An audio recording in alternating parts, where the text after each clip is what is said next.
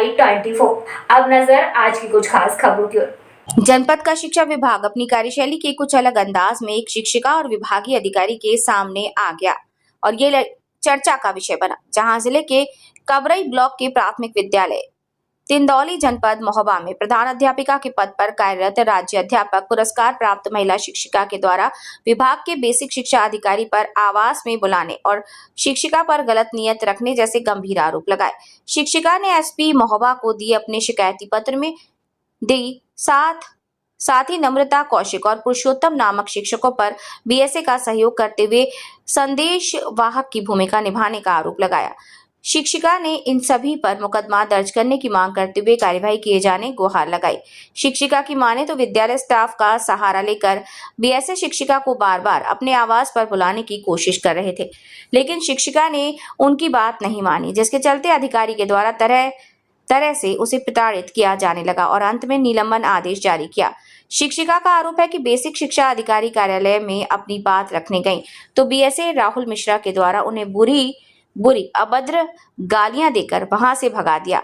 पूरे मामले में जब बीएसए राहुल मिश्रा से बात करने की कोशिश की गई तो कई बार प्रयास के बावजूद सीयूजी नंबर पहुंच से बाहर बता रहे हैं। वहीं दूसरे वैकल्पिक नंबर पर घंटी जाने के बावजूद बीएसए का फोन नहीं उठा। हालांकि शिक्षिका के ऐसे आरोप के बाद जिले में शिक्षकों और आमजन के बीच आरोपों को लेकर खासी चर्चा और खलबली मची हुई है।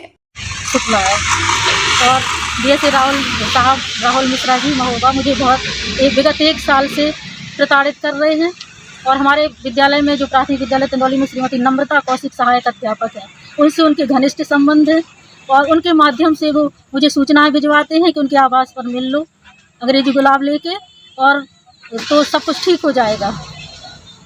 और मैं एक बार मैं बाउंड्री वाल की शिकायत लेके बनवाने के लिए निवेदन करने गई थी ऑफिस, तो उन्होंने गाड़ी में बैठते बैठते कहा था कि आवास पर आ जाना मिलने और घूर कर देखने भी लगे थे।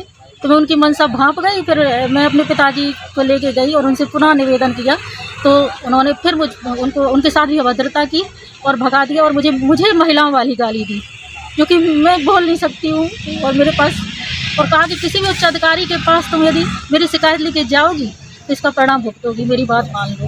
तो आज तक विगत 1 साल हो गया पूरा परेशान करते उनकी मनसा शारीरिक शोषण की है। बार बार आवास पर बुलवाते हैं, मौखिक संदेशा भेजते हैं।